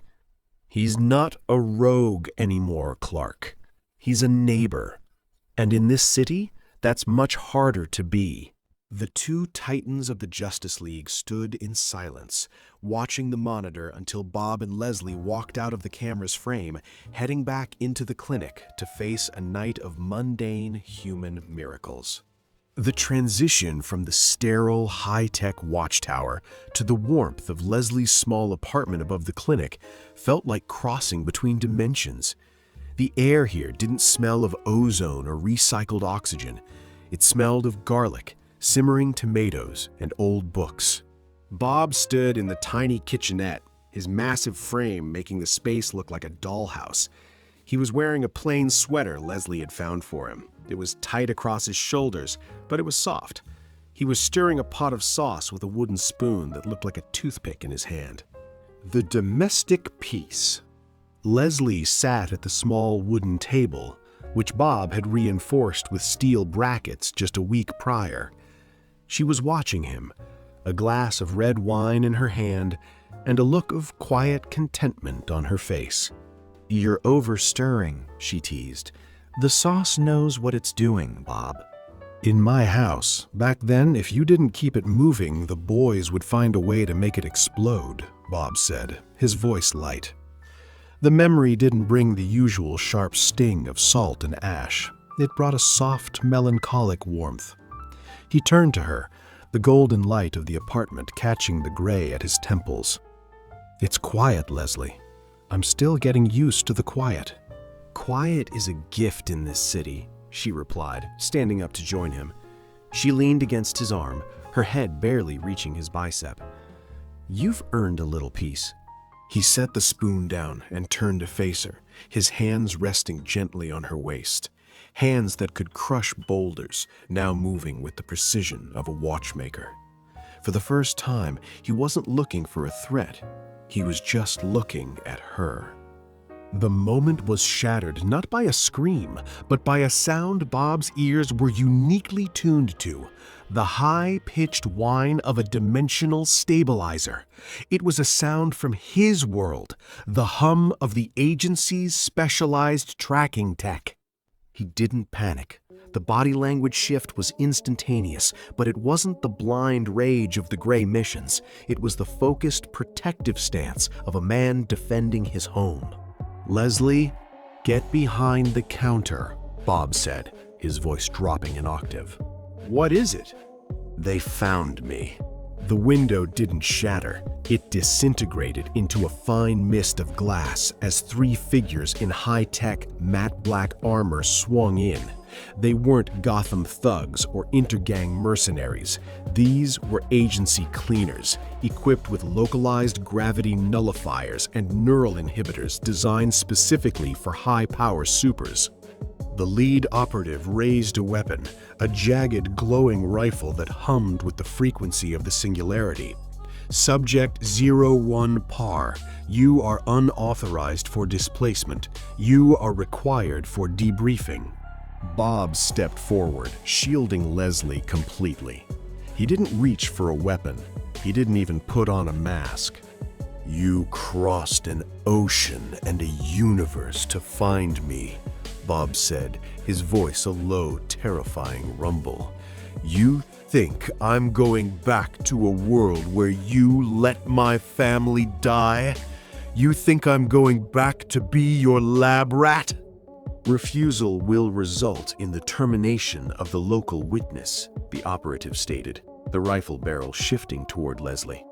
The air in the room seemed to displace as Bob moved. He didn't lunge, he simply was there. He caught the barrel of the rifle in his palm.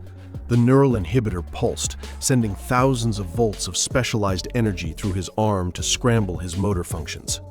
Bob's teeth bared in a snarl, but he didn't buckle. He leaned into the pain, his muscles groaning under the strain of the energy.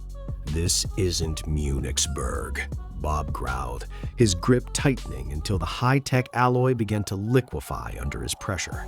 "And I'm not the man you remember. I've learned some new tricks in Gotham."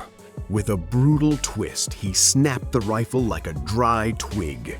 He didn't kill the operative. He grabbed the man by the chest plate and launched him back through the window into the rainy night. He turned to the other two, his eyes glowing with a cold, focused determination. "You have 10 seconds to leave this building," Bob said. "At 11 seconds, I stop being the man the doctor knows, and I become the man you're afraid of." The operatives hesitated. They looked at the shattered rifle, then at the Titan standing in a kitchen smelling of pasta sauce, and they realized that their subject had evolved into something they couldn't contain. They retreated, disappearing into the shadows of the Narrows. The room was silent again, save for the rain hissing through the broken window. Bob stood in the center of the kitchen, his chest heaving, his hands still glowing slightly from the neural burn. He turned to Leslie, his expression filled with a sudden sharp fear, not for himself, but for what he had just brought into her life. "I'm sorry. I thought I was far enough away." Leslie didn't shrink away. She walked through the debris, stepped over the broken glass, and took his burnt hand in hers. "They're gone, Bob," she said, her voice unshaken. "They'll be back. They know you're here now. I've made you a target." "Then we'll fix the window," Leslie said, looking up at him with a fierce, unwavering light in her eyes, "and we'll keep the door locked. You aren't a subject here, Bob. You're home, and we protect our home." Bob looked at her, and for the first time since he fell through the singularity, he didn't feel like a man out of time. He felt like a man who finally had something worth fighting for again, not out of vengeance, but out of love. The shift from defense to offense was a calculated transition. Bob didn't react with the blind, scorched earth fury that characterized his early days in Gotham. Instead, he waited until the morning light filtered through the broken kitchen window, shielding Leslie as she slept, before he activated the encrypted comm link Batman had given him months ago. Wayne, they're here, Bob said. In the Narrows. They targeted the clinic. The response was immediate. Within the hour, the big three were gathered in the secure sublevel of the clinic, a reinforced bunker Leslie used for triage during citywide riots. The strategy of protection. Batman arrived first, already projecting a holographic map of the city's energy signatures. I tracked the stabilizers from your apartment, Bob. They're using a phase shifter to hide a mobile base in an abandoned shipyard near the Finger River.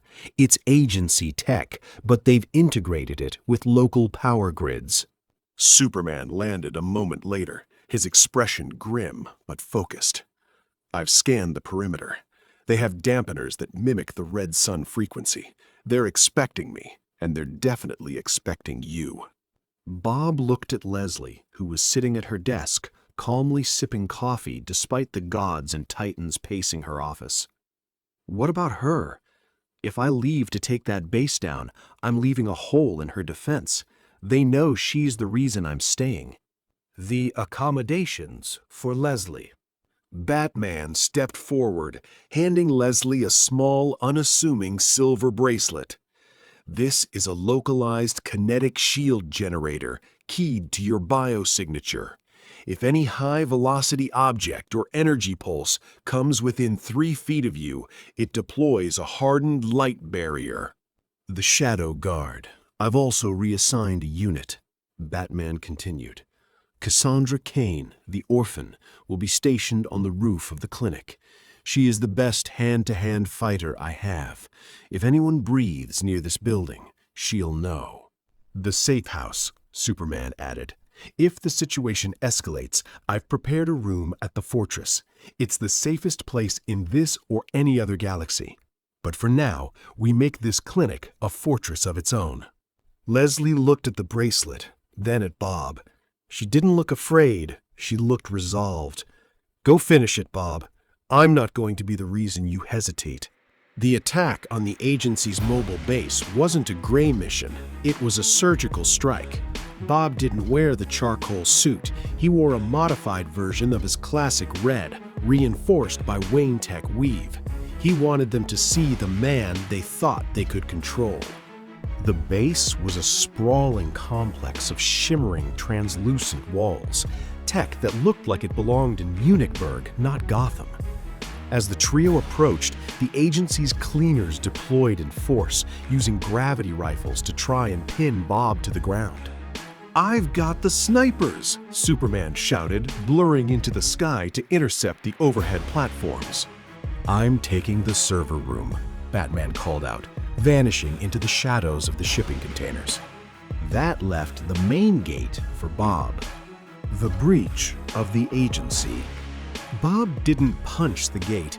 He simply walked up to it, caught the reinforced titanium doors in his grip, and began to pull. The metal didn't just bend, it groaned in a frequency that shattered the nearby glass. The lead agent, a man Bob recognized from the glory days back home, a bureaucrat named Miller who had authorized the Superban, stood behind a transparent shield. "Parr, you are a government asset," Miller screamed over the intercom. "You belong to the state. The state let my family die to save a budget." Bob's voice boomed, echoing through the shipyard like a clap of thunder. He stepped through the wreckage of the gate, the gravity rifle's pulses bouncing off his chest like rain. "I've found something in this world that you can't put on a ledger." He didn't use lethal force, but he used absolute force. He dismantled their tech with the efficiency of a man who knew exactly how it was built.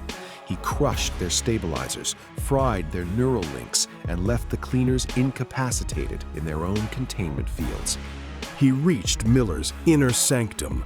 The man was frantically trying to activate a self-destruct sequence to erase their presence in this universe. Bob simply reached through the wall, caught the console, and ripped the entire unit out of the floor. "It's over," Bob said. "There is no debriefing. There is no Subject 01. There's just a man who wants to be left alone." By dawn, the shipyard was a graveyard of broken agency tech. Batman had secured the data, ensuring that any remaining agency cells in the DC universe would be hunted down by the League. Bob returned to the clinic just as the sun was rising. He found Leslie on the roof, standing with Cassandra Cain. The young assassin nodded to Bob and vanished into the shadows, her job done for the moment. Bob walked up to Leslie, his suit singed and his knuckles bruised. He didn't look like a rogue. He looked like a man who had finally closed a door that had been swinging open in the wind for far too long. "Is it done?" she asked. "For now," Bob said, taking her hand. "They won't be back. Not like that." "Good," Leslie said, leaning her head against his arm, "because we have a shipment of medical supplies arriving at 8 a.m., and I need someone who can lift the heavy crates." Bob smiled, a real deep smile that reached his eyes. "I think I can manage that." The man who had lost a world had finally stopped trying to find his way back. He was right where he needed to be. The shift in Bob Parr's influence didn't just stay within the walls of the clinic. It began to ripple through the very DNA of Gotham's crime-fighting community. For years, the city had been defined by the Bat model, fear, shadows, and the constant threat of incarceration. Bob introduced a new variable, visible stability. A few months after the agency's departure, the Narrows, once the most volatile district in the city, began to stabilize in a way the GCPD hadn't seen in decades. It wasn't because the criminals were afraid of being punched. They were afraid of losing the man who fixed their neighborhood. Bob became a community guardian. He didn't wear the mask during the day. He'd be seen in a plain t-shirt, helping a local shopkeeper hoist a new sign, or clearing rubble from a collapsed tenement. Bob provided a protective anchor. When the citizens saw a man of his stature choosing to build rather than just destroy, the community's own body language shifted from defensive to proactive. The deterrent. Gangs found it impossible to recruit in blocks where Bob had spent the afternoon fixing the local playground. He wasn't a vigilante to them. He was Big Bob, and you didn't bring trouble to his doorstep unless you wanted the entire neighborhood and the man himself to turn against you. The younger heroes of Gotham, those who had grown up in the shadow of the Batman's grim necessity, found Bob's approach revolutionary. Jason Todd, Red Hood, was the most affected. He began to spend less time in sniper nests and more time at the clinic, ostensibly to check security, but really to watch how Bob handled the people. "You're not just taking them off the board, are you?" Jason asked one evening, watching Bob walk a reformed street thief to a job interview at a construction site. "You can't just clear the board, kid," Bob replied. "You have to give them a reason to stay off it. If you only give them the stick, they'll eventually learn to like the bruises. You have to give them the hammer, too, the one they use to build their own house." The Signal, Duke Thomas, who operated primarily during the day, began to coordinate with Bob. They created a Safe Zone initiative where Bob's physical presence and Leslie's medical care formed a sanctuary that even the most chaotic villains, like the Joker, found difficult to penetrate because the people themselves refused to let the chaos in. The legend of the Gray Behemoth faded, replaced by the story of the Steel Neighbor. Batman eventually stopped monitoring the clinic's biometrics. He realized that Bob didn't need a handler. He had become a partner, in a way Bruce never anticipated. Bob wasn't a soldier in Batman's war. He was the peace that Batman was fighting for. The epilogue of this journey finds Bob and Leslie on the roof of the clinic at twilight. The Gotham skyline is still jagged and dark, but the lights of the Narrows below are bright and steady. Bob isn't looking for a singularity anymore. He isn't checking the horizon for a ghost from Munichsburg. He looks at Leslie, takes her hand, and feels the weight of the world, not as a burden, but as a shared responsibility. "The boiler's humming perfectly," Bob says, a touch of his old wit returning. "And the new roof tiles are holding. I think we're ready for the winter." Leslie smiles, leaning against him. "You did good, Bob. You did real good." The man who lost everything had finally realized that while you can't go back to the glory days, you can always build something better in the light of the present.